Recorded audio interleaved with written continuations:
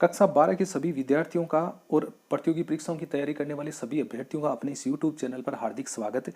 साथियों, अगर कोई चैनल से अगर नया जुड़ा है तो वो चैनल को सब्सक्राइबर जरूर कर ले ताकि आने वाले जितने भी जो वीडियो है उनके नोटिफिकेशन की सूचना उसको तुरंत प्राप्त हो सके। आज हम सूर्यकांत त्रिपाठी निराला की जो रचना है बादल राग उसका अध्ययन करेंगे और अध्ययन करने से पहले हम संक्षेप में थोड़ा सा इसका जो कविता का सार है वो देख देते हैं ताकि हमारे को ये पता लग जाए कि इस कविता में क्या है।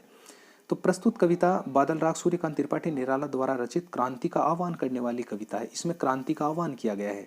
एक साधारण व्यक्ति दुख से त्रस्त होने पर भी क्रांति के द्वारा ही उससे छुटकारा पा सकता है। व्यक्ति चाहे कितना ही क्यों साधारण क्यों ना हो, अगर जब तक उसके जीवन में अगर कोई क्रांति नहीं होगी तब तक उसके दुख से छुटकारा नहीं मिल सकता।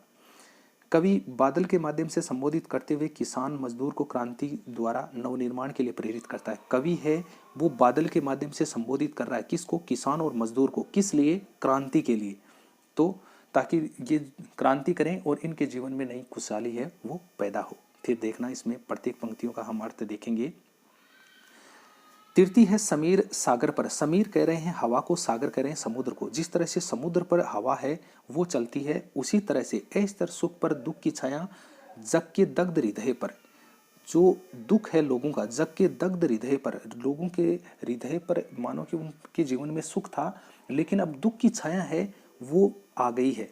किन पर? उनके सुख पर। जिस तरह से सागर पर हवा का प्रभाव होता है उसी तरह से उन्हीं के जीवन पर दुख रूपी जो छाया है वो नजर आने लगी है।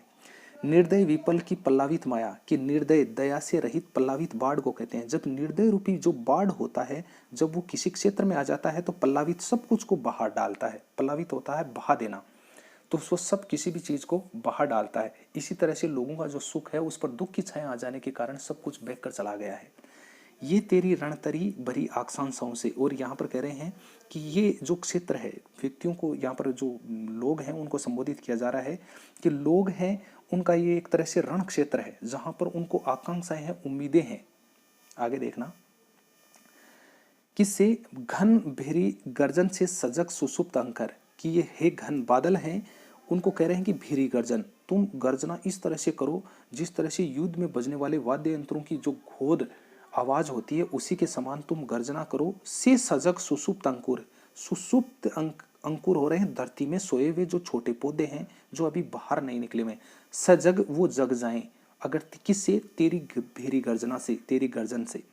उर में, उर कह रहे हैं हृदय को, उर में पृथ्वी के आशाओं से। और वो जो पृथ्वी के हृदय में जो छोटे छोटे पौधे हैं वो इस आशा से कि उनके जीवन में कोई क्रांति होगी, नव जीवन की, कि ऊंचा कर सिर, कि उनके जीवन में भी कभी नया जीवन आएगा। इसीलिए वो अपना सिर है वो ऊपर करके ताक रहे हैं। किसकी तरफ ताक रहे हैं? ए विपलव के बादल, वो तेरी तरफ ये बादल वो देख रहे हैं कि तुम उनके जीवन में कभी क्रांति है वो पैदा कर पाओगे। फिर बार बार गर्जन, यहाँ पर कवि है वो बादल को संबोधित करके कह रहे हैं कि फिर और बार बार गर्जना करो, अपनी जो गर्जना है वो करो। वर्षण है मूसलाधार, और कि आप बारिश भी है वो भी इस प्रकार की करो कि ताकि मूसलाधार रूपी बारिश है वो धरती पर हो।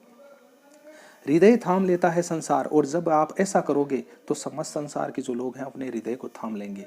आगे देखना, सुन सुन घोर वज्र हुंकार, यानी कि तेरी जो घोर वज्र रूपी हुंकार है उसको जब वो सुनेंगे तो असनिपात से सापित उन्नत सतसतवीर, की असनिपात से यानी कि आग रूपी जीवन उनका जो हो रहा है, अग्नि रूपी जो तपन उनके जीवन में आ गया है, उससे वो उन्नत सतसतवीर, कि वो उन्नत हो सकें और एक वीर के रूप में उन सब चीजों का सामना कर सकें।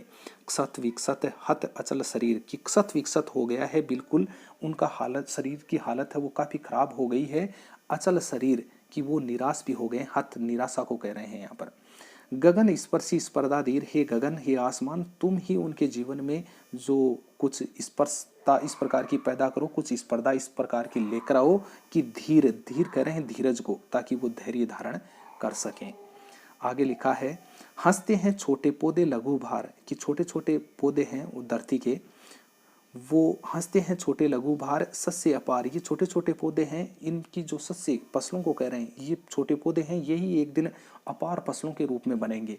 हिल हिल खिल खिल हाथ बुलाते, और यही हैं जो हिल हिल रहे हैं, खिल खिल रहे हैं, काफी प्रसन्नता पूर्वक नजर आ रहे हैं और हाथ हिलाते हैं, हाथ से हिला रहे हैं, अपने हाथों से हाथों से हिलाने का अर्थ होता है वो छोटे छोटे पत्ते अपने पत्तों को इधर उधर कर रहे हैं, वो बुला रहे हैं और तुझे बुलाते हैं। विप्लव के रऊ छोटे ही शोभा पाते, और हे विप्लव के रऊ यहाँ पर बादल को कह रहे हैं, और छोटे ही शोभा पाते, और ये जो छोटे छोटे पौधे हैं यही एक दिन शोभामान के रूप में बड़े होंगे। और यहाँ पर कवि ने इस बात को स्पष्ट कर दिया है कि समाज का जो मजदूर और किसान वर्ग है वो ही एक दिन इस प्रकार के, ये छोटे जरूर हैं, समाज से अलग बिछड़े हुए जरूर हैं, लेकिन अंकुर रूपी पौधों के रूप में अगर धरती पर जब ये बाहर निकलेंगे तो क्रांति को जन्म समाज में ये लोग ही देंगे। ये कवि इसके माध्यम से स्पष्ट करना चाह रहे हैं। फिर आगे है, अट्टालिका नहीं रे आतंक भवन, सदा पंख पर ही होता जल विप्लव पलावन। यहाँ पर कवि इस बात को स्पष्ट कर रहे हैं।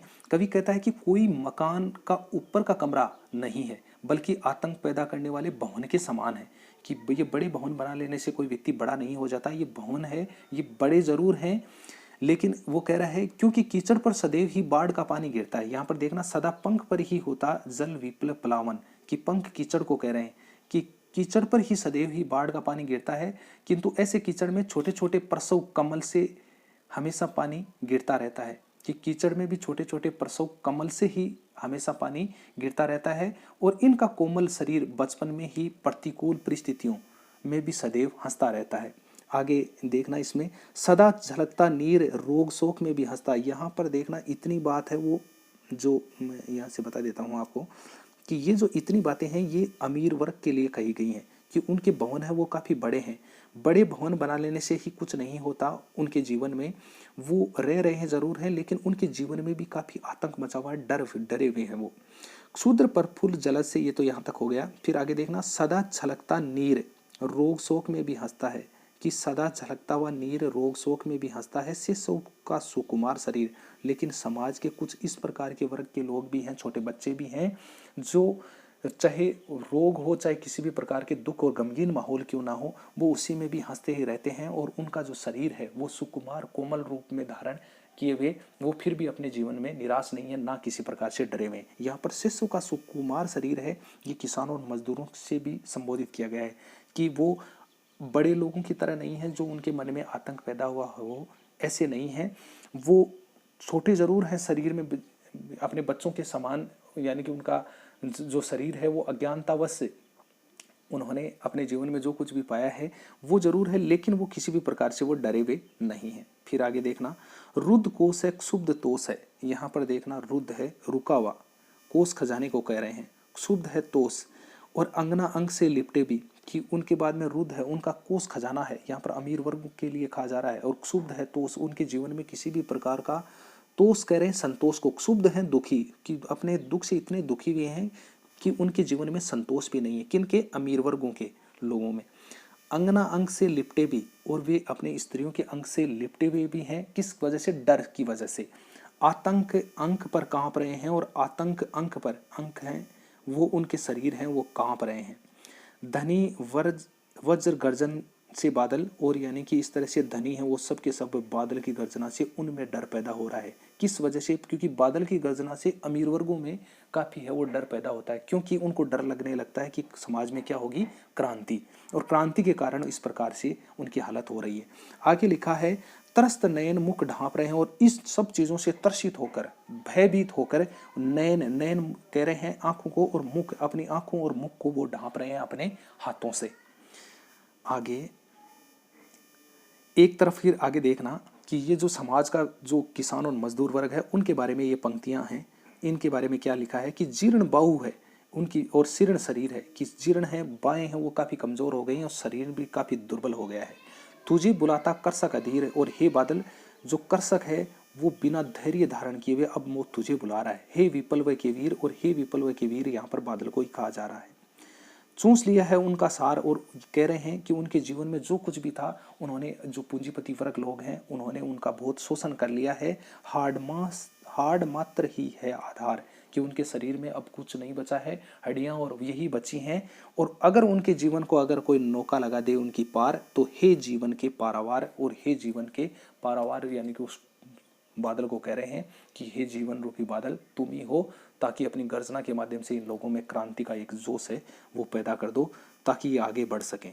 तो इस तरह से ये जो कविता है ये इसका जो महत्वपूर्ण अर्थ यही था कि बादल के माध्यम से संबोधित करके कवि है वो किसान और मजदूर को क्रांति के लिए प्रेरित कर रहे हैं। किस कारण से? ताकि वो दुख और भय से पीड़ित ना रहे और उनके अभाव हैं वो किसी तरह से दूर हो जाए।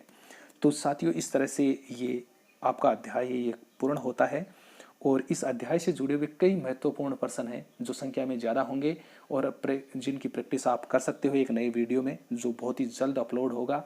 तो मिलते हैं एक नई वीडियो के साथ में, तब तक के लिए जय हिंद जय भारत।